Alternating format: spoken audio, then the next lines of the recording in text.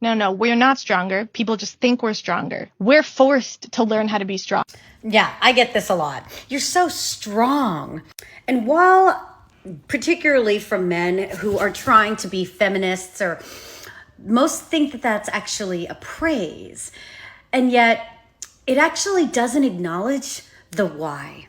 And also doesn't acknowledge that oftentimes as a woman being strong, you're aggressive, or you're bitchy, or you're a bullier, or you're a bossy. All of these traits, which if we were a man, would be, wow, you're really confident. You're really secure.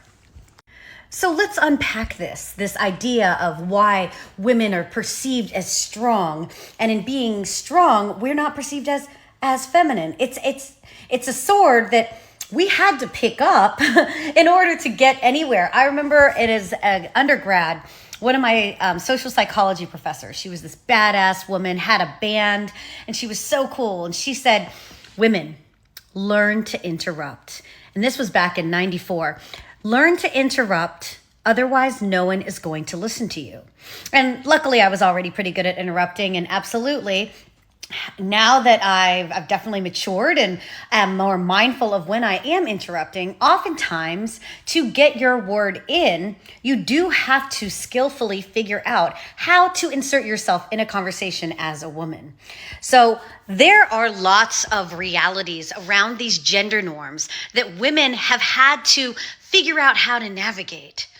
And in doing that, there is absolutely a double-edged sword of being perceived as we are so strong, and that's praise, but in turn, oh, you don't need to be taken care of. Oh, you don't need chivalry. You don't need any of that. Versus also, oh, you're too strong. You're too masculine, particularly with all of this misappropriation of divine masculine and divine feminine.